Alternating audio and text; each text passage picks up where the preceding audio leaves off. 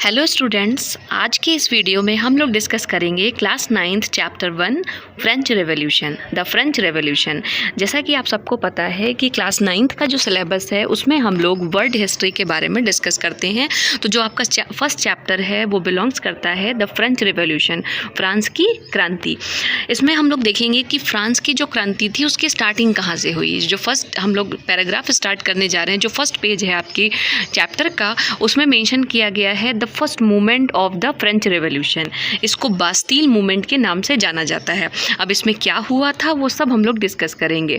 देखिए, ये बहुत इजी है। अगर आप इसको पूरा मेरे साथ डिस्कस करेंगे, आप पूरा रीड करेंगे, तो आप देखेंगे कि French revolution is a very easy, बहुत आसान है समझने में।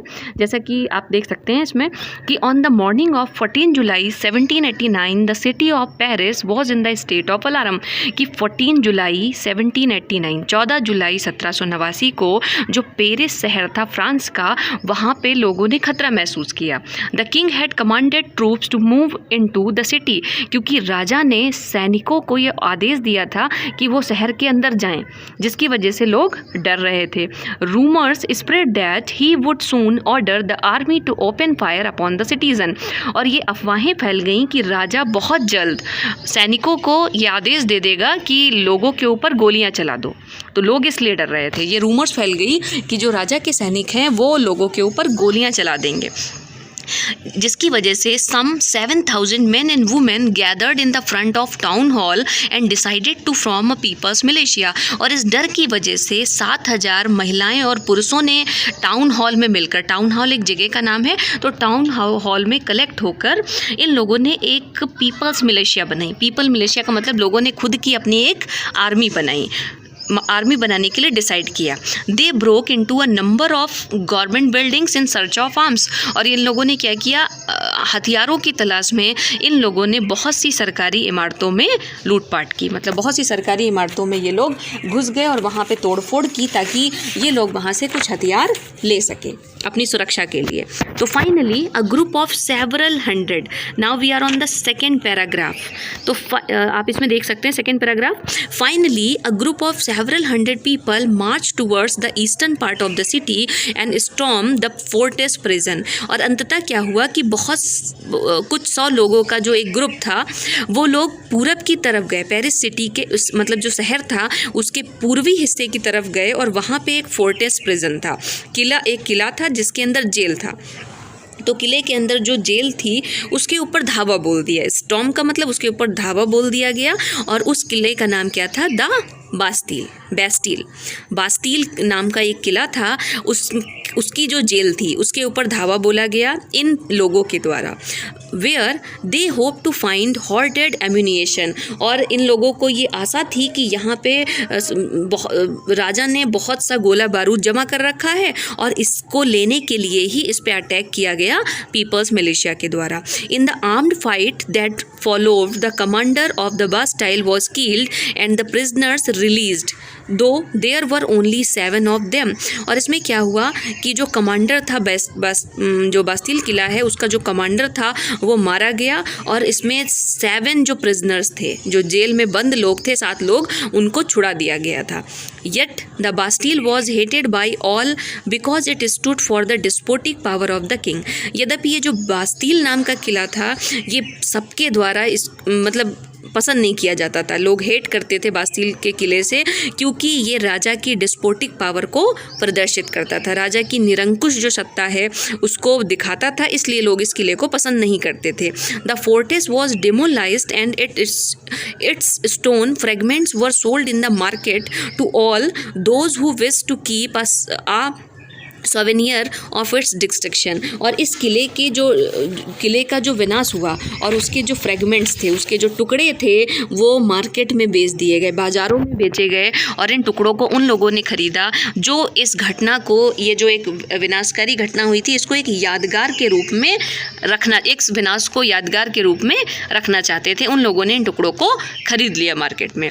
फिर हम लोग नेक्स्ट पैराग्राफ पे आएंगे। The days that followed saw more rioting both in Paris streets and the countryside. आगे आने वाले जो दिन थे, इस घटना के बाद आगे जो समय आया, जो दिन आए, पेरिस में वो ज़्यादा दंगे फैलने लगे। ऐसा देखा गया कि आगे आने वाले दिनों में पेरिस में, पूरे देश के अंदर, पेरिस सिटी के अंदर दंगे फैल गए। Most people were protesting against the high price of bread. ज़्यादातर लोग प्रोटेस्ट कर रहे थे, विरोध कर रहे थे बढ़ी हुई कीमतों, अनाजों की जो कीमतें बढ़ रही थी, जो ब्रेड का प्राइस बढ़ रहा था, उसका विरोध कर रहे थे। Much later when historians looked back upon this time they saw it was the beginning of a chain of events.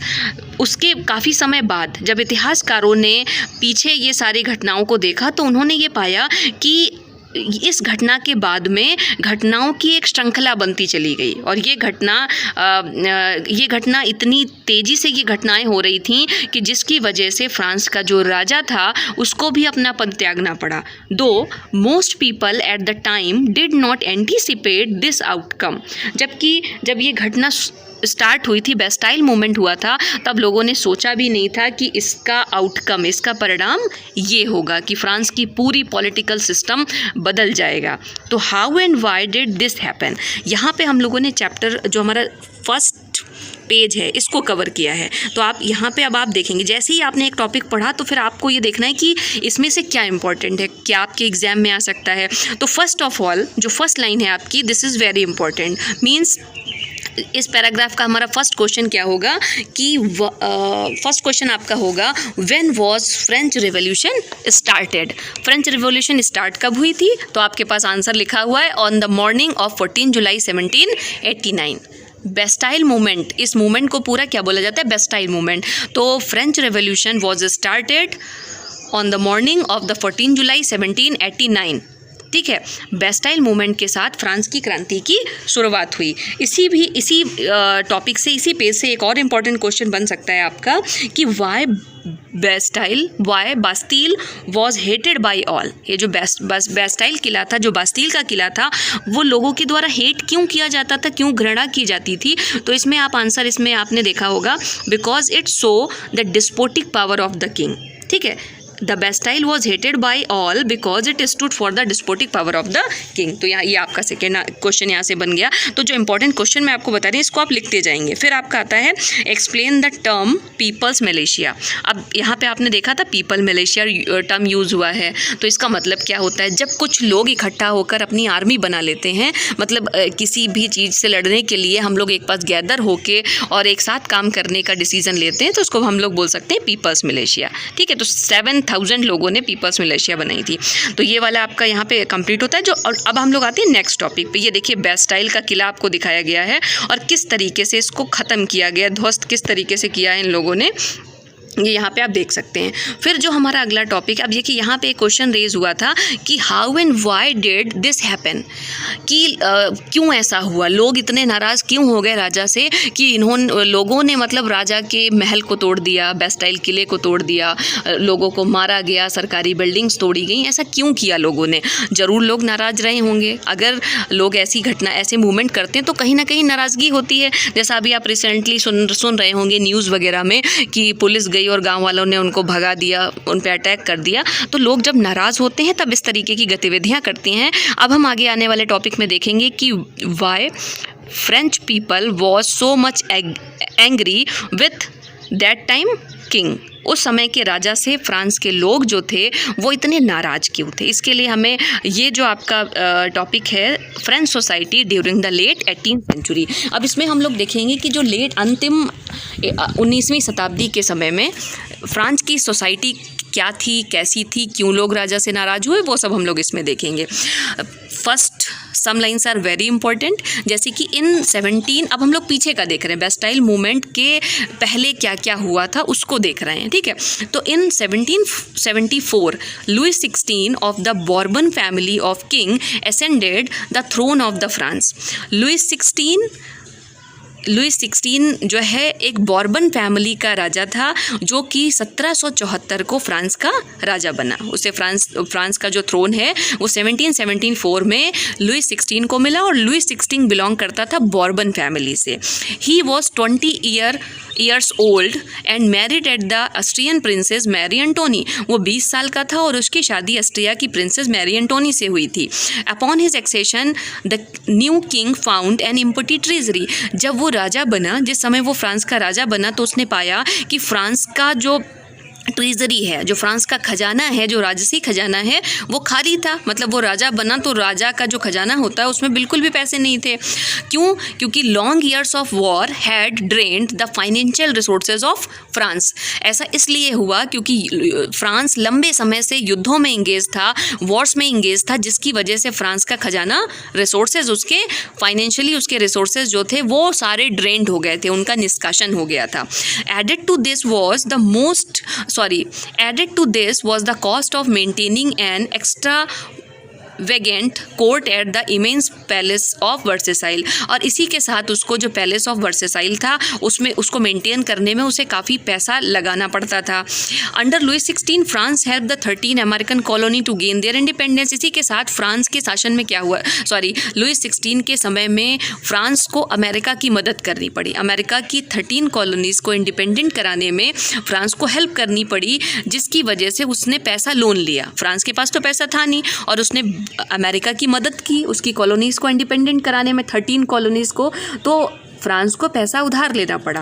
अब क्या था कि ये जो पैसा उसने उधार लिया था, अब जब वो उसको रिटर्न कर रहा था तो उसके साथ में उसे उसका, जब हम पैसे को रिटर्न करते हैं तो आपको इंटरेस्ट भी देना पड़ता है. तो अब इंटरेस्ट बढ़ गया, जिसकी वजह से उसे बहुत मुश्किल से वो पैसा, मतलब उसे ज़्यादा सा पैसा चाहिए था इस इंटरेस्ट को देने के लिए. The war added more than $1 billion livres to a डेप्ट. अब इस युद्ध की वजह से फ्रांस के ऊपर 1 बिलियन से भी ज़्यादा लीवर का उधार हो गया, डेप्ट हो गया. और उसने पहले से ही 2 बिलियन लीवर का उधार ले रखा था, तो अब उसका काफ़ी ज़्यादा उधार हो गया. Lenders who gave the state credit, और वो लैंडर्स जिन्होंने उसे ये उधार दिया था, now began to charge 10% interest on loan. अब उन लैंडर्स ने क्या किया, 10% का इंटरेस्ट लगा दिया इस लोन के ऊपर. So the French government was obliged to spend an increasing % of its budget on interest payment alone. जिसकी वजह से फ्रांस की सरकार को अब ज़्यादा पैसा खर्च करना पड़ रहा था, अपने बजट का ज़्यादा हिस्सा देना पड़ रहा था इंटरेस्ट पेमेंट में. और ये सारी जो उसकी एक्सपेंसेस थे, जो खर्चे थे, इससे निपटने के लिए उसने, और अब देखिए कौन कौन से उसके एक्सपेंसेस थे. रेगुलर एक्सपेंसेस कुछ होते हैं, जैसे कि cost of maintaining an army, the court, running government offices and universities. The state was force to increase tax. इन सारे खर्चों को बेयर करने के लिए अब स्टेट को टैक्स लगाने का डिसीजन लेना पड़ा. Yet even this measures would not have sufficed. French society in the 18th century was divided into 3 states and only member of the third state paid taxes. Late 18 century में क्या था, France के समाज को 3 भागों में बांटा गया था और केवल एक स्टेट के लोग टैक्स देते थे. मतलब फ्रेंच का जो समाज था फ्रांस का, वो 3 भागों में बटा था, लेकिन टैक्स सिर्फ एक ही जो है समाज दे रहा था, एक ही स्टेट दे रहा था. तो the society of state was part of the feudal system that dated back the middle age. उस समय जो फ्रांस की सोसाइटी थी, जो स्टेट्स थे, वो फ्यूडल सिस्टम का हिस्सा थे. The term old regime is usually used to describe the society and the institution of France before 1789. जो आप टर्म देख रहे हैं ओल्ड रेजाइम, बहुत इंपॉर्टेंट है, ये क्वेश्चन में रेज आउट किया जाता है, पूछा जाता है कई बार, what do you understand by the term old regime. तो ओल्ड रेजाइम का मतलब क्या है, जो ओल्ड रेजाइम शब्द है ये 1789 से जो पहले का समाज था फ्रांस का, उसके लिए ये टर्म यूज़ किया जाता है, the old regime. Old regime जो टर्म है वो फ्रेंच रेवोल्यूशन के पहले के समाज के लिए इस्तेमाल किया जाता है. तो अब हम लोग फिगर नंबर 2 पे आते हैं. बहुत इंटरेस्टिंग है फिगर नंबर 2, आप ऐसे देख सकते हैं. देखिए जो पूरी फ्रांस की सोसाइटी है ये इतने भागों में डिवाइडेड है, first state, second state, third state. तो जो फ्रांस की सोसाइटी है वो कितने स्टेट में है, first state, second state and third state. ठीक है, तो first states belongs to clergy.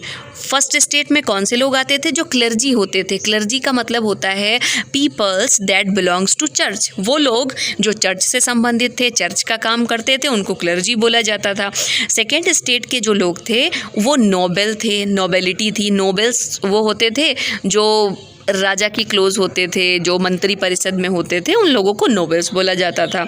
और जो आपका थर्ड स्टेट है, थर्ड स्टेट में 3 तरीके के लोग थे। एक तो big businessman, merchants, court officials, lawyers etcetera. और उसके बाद का जो थर्ड स्टेट का हिस्सा था उसमें पीजेंट एंड आर्टिशियन आते थे। उसके बाद में small peasant, landless labour and servant. अब आपने देखा कि first state belongs to clergy, second state belongs to nobles and third state belongs to new middle class and common peoples of the France, just like peasants, artisans, ठीक है, officers and all.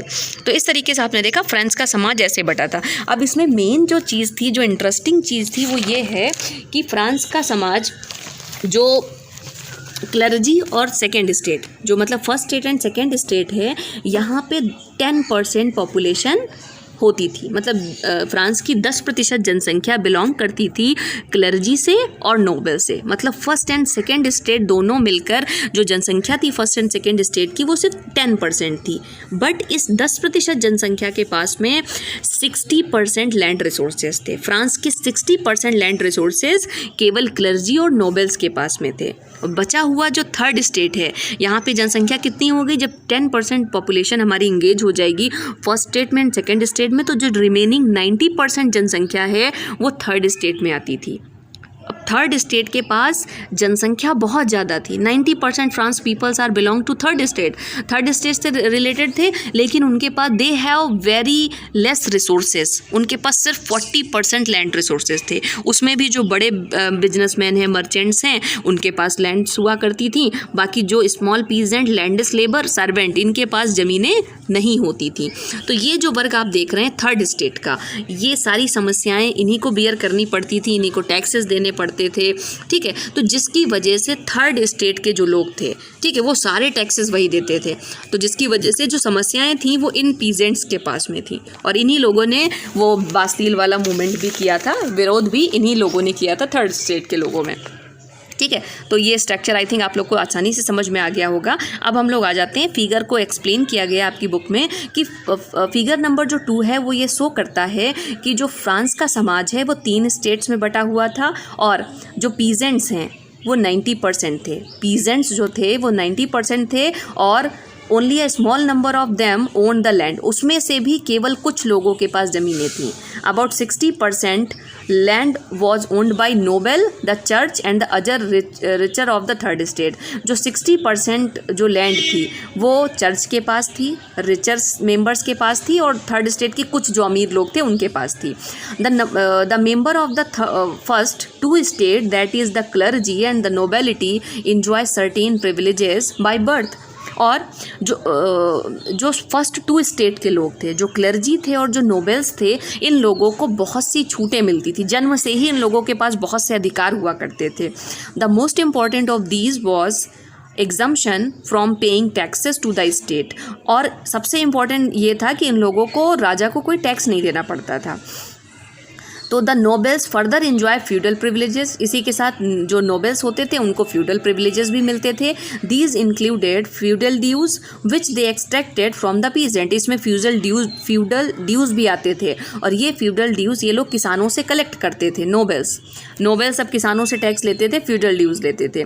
Peasant were obligated to render services to the lord, to work in the house in field, to serve in the army और to participate in the building roads. अब जो किसान थे उन्हें अपनी सेवाएं अपने स्वामी को देनी पड़ती थी। अब कभी कभी चर्च के लोग, क्लर्जी और नोबल्स इन गरीब लोगों से अपना काम भी करा लेते थे। जैसे घर का काम है, अपने खेतों में काम कराना है, आर्मी में हेल्प करना है, रोड बनवानी है, इन सब जगह पे भी इन लोगों को लगा दिया जाता था। The church to extracted its share of taxes. Church के द्वारा भी टैक्स लिया जाता था, जिसको टिथेस बोलते थे। जो टैक्स थर्ड स्टेट के ऊपर चर्च लगाता था उसे टिथेस बोलते थे। फ्रॉम द पीजेंट, किसानों से जो टैक्स चर्च लेता था उसको टिथेस बोलते थे। और बाकी जो थर्ड स्टेट के लोग हैं उन्हें एक दूसरा टैक्स देना पड़ता था सरकार को, जिसे बोलते थे डायरेक्ट टैक्स, टेल।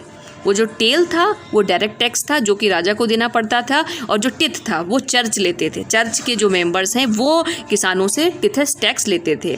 ठीक है, तो and number of the indirect taxes were levied और इसी के साथ बहुत से इनडायरेक्ट टैक्सेस भी देने पड़ते थे, जैसे नमक के ऊपर, टबैको के ऊपर, बहुत से नमक एवरीडे कंजप्शन जो प्रतिदिन का उपभोग होता है उसके ऊपर भी टैक्स देना पड़ता था फ्रांस के थर्ड स्टेट के लोगों को। तो इस वजह से the burden of the financing activities of the state through taxes were borne by the third state alone. अब ये जो टैक्स का जितना भी बर्डन था, जितनी भी रेवेन्यू आती थी, फाइनेंसिंग एक्टिविटीज़ का बर्डन सारा थर्ड स्टेट के ऊपर जाता था। देखिए हम लोग आज यहीं तक डिस्कस करेंगे फ्रांस के बारे में। ये हमारे वीडियो का फर्स्ट पार्ट था जिसमें हम लोगों ने फ्रांस की क्रांति के ऊपर डिस्कस किया है, और इसमें कुछ न्यू वर्ड्स हैं जैसे लिवर, जो हम लोगों ने ऊपर पढ़ा था कि $1 बिलियन लिवर का लोन लेना पड़ा फ्रांस को। तो लिवर का मतलब होता है unit of currency in the France में 1794 में इसको ख़त्म किया गया। इससे पहले लीवर जो था वो फ्रांस की करेंसी यूनिट थी। फिर आते हैं क्लर्जी पे। Clergy group of person invested with the special functions in the church में एक लोगों का समूह होता था जो चर्च के कामों को परफॉर्म करता था। चर्च के जितने काम होते हैं उनको करते थे, उन्हें क्लर्जी बोला जाता था। टिथ जैसे आपको पता है एक टैक्स होता था जो कि चर्च लगाते थे। टेल क्या है, वो टैक्स होता था डायरेक्ट टैक्स जिसे सरकार लेती थी। तो जैसा कि आपने देखा ये जो स्टार्टिंग है फ्रेंच रेवोल्यूशन की, अगर आप इसको समझ लेंगे तो आगे आपको काफ़ी आसानी रहेगी। ठीक है, तो आई थिंक आपको समझ में आ गया होगा। ये वाला जो हमारा टॉपिक था इसमें से आप देखते हैं कुछ इंपॉर्टेंट क्वेश्चन सामने निकल के आते हैं, जो कि है सबसे पहला क्वेश्चन है who was Louis 16।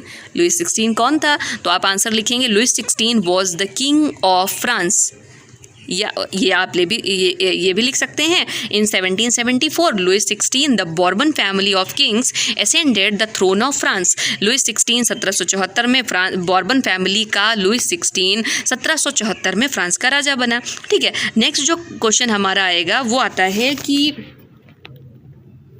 Y Louis 16 decided to increase taxes. Louis 16 ने क्यों ये डिसाइड किया कि वो टैक्सेस को बढ़ाने का डिसीजन उसने क्यों लिया? अब यहाँ पे आपको बताना है कि जब वो राजा बना, ट्रेजरी खाली थी, उसके बाद में उसने अमेरिका की हेल्प की जिसकी वजह से उसे लोन लेना पड़ा। तो ये जो सारे पॉइंट्स हैं ये आप इस क्वेश्चन में ऐड कर सकते हैं। देन आपका एक क्वेश्चन आता है कि what do you understand by the old regime. Old regime को एक्सप्लेन करिए। तो ओल्ड रिजाइम क्या होता है कि the term old regime is usually used to describe the society and the institution of France before 1789। 1789 से पहले का जो समाज और जो संस्थाएं थी फ्रांस की उसको ओल्ड रिजाइम बोलते हैं। देन इम्पॉर्टेंट क्वेश्चन इज़ कि what was the distribution of society in the late 18th century. Late 18th century में फ्रांस का जो समाज का बंटवारा था वो किस तरीके का था, वो आप इसके थ्रू शो कर सकते हैं। क्लर्जी, नोबल्स, थर्ड स्टेट में जो आते हैं। और अगर आपसे टर्म पूछा जाता है explain the term tithes, explain the term taille, तो आप इजीली बता सकते हैं। अगर आपको ये वीडियो पसंद आया है तो आप मेरे चैनल को सब्सक्राइब कर सकते हैं। तो जैसे ही मैं वीडियो का सेकंड पार्ट आएगा आपको तुरंत नोटिफिकेशन मिल जाएगा।